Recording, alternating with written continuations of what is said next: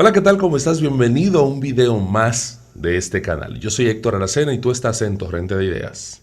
No importa en qué parte del mundo estás, sé parte de esta conversación en Conversando. Antes de entrar en materia en el día de hoy, en el tema que tenemos preparado para cada uno de ustedes, quisiera invitarte que si tú estás viendo este video, pero no te has suscrito a este canal, por favor suscríbete, activa la campana de notificaciones, así vas a recibir un aviso cada vez que publiquemos un video en este canal. También es importante para nosotros que puedas dejar tu comentario en la caja de comentarios acerca de este tema y te invitamos para que veas el resto de nuestro contenido que podría ser bastante interesante para ti. En el día de hoy tenemos un invitado muy especial desde Panamá y es que vamos a estar hablando acerca de lo que callan los hijos de los pastores. Para nadie es un secreto que los hijos de los pastores tienen una presión muy grande porque todo el mundo tiene como parámetro a la familia pastoral y esperan que estos jóvenes, hijos de pastores, se comporten de una manera distinta y le demandan bastante. Y no sé si tú has escuchado, si en tu país has escuchado el dicho que dicen que los hijos de los pastores son los peores. Y realmente vamos a estar hablando acerca de qué opinan también los hijos de los pastores, de los hermanos de la iglesia, del trato que le dan a sus padres, de la manera, de las cosas que pasan cuando la puerta de la casa pastoral se cierra y las cosas que la gente de fuera se imagina y la realidad que se vive dentro de la casa pastoral. Para este tema tenemos como invitado a Moisés Betancourt desde Panamá. Bienvenido, Moisés, ¿cómo estás? Muy bien, hermano. Gracias a Dios. Gracias por la invitación, por estar aquí contigo. En verdad es un privilegio grande que pues, me hayas tomado en cuenta para este conversatorio. Para mí es el privilegio que tú hayas aceptado y que podamos conversar acerca de este tema, que por mucho tiempo ha sido tema de conversación en las iglesias, pero que no he visto a nadie que lo ha tratado de manera abierta. Así que me gustaría que tú lo pudieras hacer y que te sientas cómodo y que puedas hablar libremente con respecto a este tema. Moisés, tu papá es pastor, ¿dónde y de qué iglesia? Bueno, mi papá es pastor de una iglesia acá en Panamá que se llama Iglesia de Dios Río de Vida. Eh, Ahí pastorea mi papá, tiene más de 25 años siendo pastor de esa congregación. Y bueno, hemos visto la mano de Dios ahí, claro que sí. Y una pregunta, ¿esa iglesia es parte de un concilio, es una iglesia independiente o cómo funciona esa iglesia? Es parte de un concilio, eh, Iglesia de Dios es el concilio de la iglesia. Ah, ok, ok, ok. ¿Y tú naciste ya siendo tu padre pastor o cómo fue el asunto? Sí, yo nací ya cuando mi papá estaba allí en esa congregación. Sí, nací siendo hijo de pastor, no es que... No me venga a vender cuentos para que la gente crea que tú tienes menos de 25 años, ¿eh? Dame con la de verdad, no me dé con la de mito, dime cómo es el asunto, ¿ok? Aquí voy a ser lo más transparente posible, tú no te preocupes. Transparencia ante todo. Así Vamos a que, tratar. no, sí, nací en el Evangelio, nací siendo hijo de pastor. Desde que tengo memoria, soy hijo de pastor y nada, de verdad, o sea, 25 años, ahí. Una pregunta, Moisés, o más bien otra pregunta. A mí me tocó también ser hijo de pastor. En mis primeros años no fue así, mi papá estaba en otro país y cuando regresó al país nuestro entonces retomó lo que era el ministerio. Ya yo tenía unos 7, 8 años, no sé, no recuerdo bien, pero él retomó el ministerio luego de regresar al país. Cuando vas creciendo, que vas viendo que tus padres tienen un compromiso con la iglesia, um, que tu padre es admirado, respetado, eh, que tiene que atender a las necesidades de los hermanos de la iglesia. ¿Cómo fue eso para ti? El tú ver que tu papá se tenía que dividir entre atender a su familia, pero también atender situaciones y necesidades de los miembros de la iglesia. Bueno, ¿qué te puedo decir? En verdad fue algo difícil para mí. Al principio me costó entender eso porque, wow, o sea, ¿quién no quisiera tener a su papá en casa o quién no quisiera jugar con su papá, quién no quisiera tener a sus padres ahí? Y mamá, necesito esto, papá, necesito esto. pero para mí fue muy difícil comprender lo que es esto, el que mi papá no estuviera conmigo siempre. Mi papá, no es porque no quisiera, sino porque obviamente tenía los compromisos dentro de lo que es la iglesia, tenía ciertos asuntos que atender, y yo crecí viendo a mi papá entrar a la iglesia a las 6 de la mañana, salir de un domingo estoy hablando, y el culto comenzando como a las 9:30 por ahí, entrar a la iglesia como a las 7, 6:30, y salir a las 6 de la tarde. Eso fue algo, para mí muy difícil asimilar y comprender a un principio. ¿Tú sentiste en algún momento que es una de las cosas que los pastores más tienen que cuidar? Porque tienen el ministerio principal, que es su familia, pero tienen una iglesia con cientos de miembros, a veces miles de miembros. Y el pastor es todo. El pastor es plomero, bombero, taxista, remolque. El pastor es médico. El pastor es policía. El pastor es todo. O sea, porque para todas las situaciones que se presentan, llaman al pastor.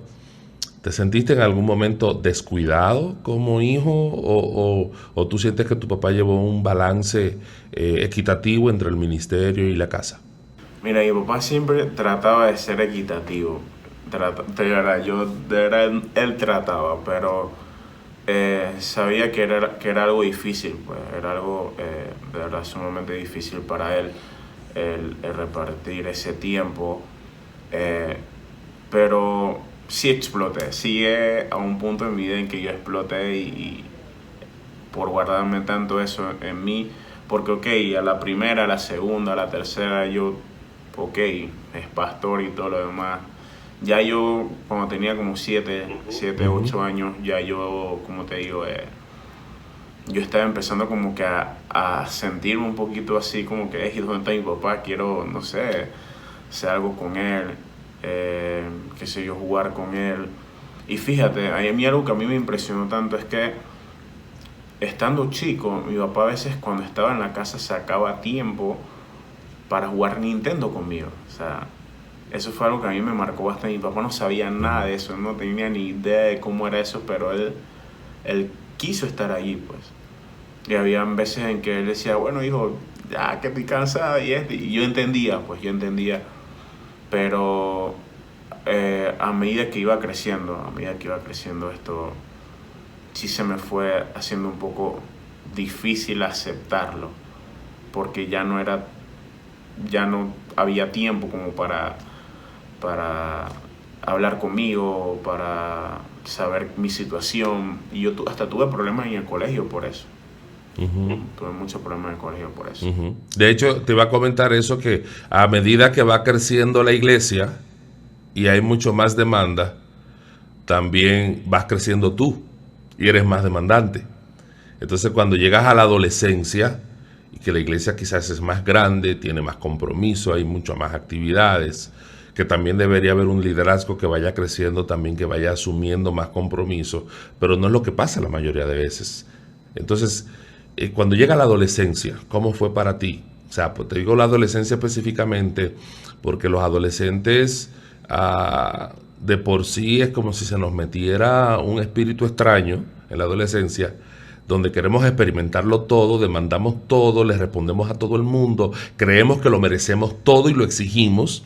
Entonces, en esa rebeldía, tener que lidiar con el hecho de que tu papá también está al frente de una iglesia, y no solamente eso, que quiero que incluyas en la respuesta esta parte, ver que hay gente de la iglesia que son atendidos por tu papá, cuidados por tu papá, y luego tú te enteras de que esa misma gente o alguna de esa gente habla mal de tu papá, porque es una de las cosas que uno vive dentro de la familia pastoral, es que uno se entera de cosas que gente decía de nuestros padres, cuando uno veía, pero ¿cómo es posible que la gente que más son ayudados por mi papá, que mi papá no está conmigo para estar con ellos, ahora andan diciendo cosas de ellos que ni siquiera son ciertas? Es más, y pudieran ser ciertas algunas de ellas, pero uno entiende que no es justo. ¿Cómo tú lidiaste con toda esa situación, si es que se dio en tu caso?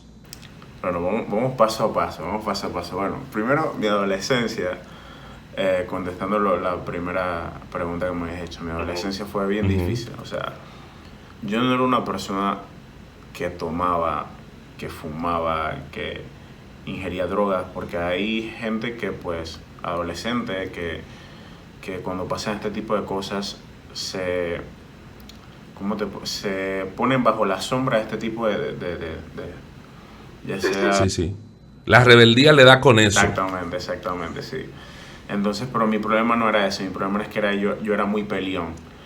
O sea, era muy peleón, tanto así que en la escuela yo me la pasaba todos los días en la dirección, en la oficina de la directora, cosas así, porque, o sea, yo no me portaba mal, pero era una persona inquieta, era una persona totalmente inquieta.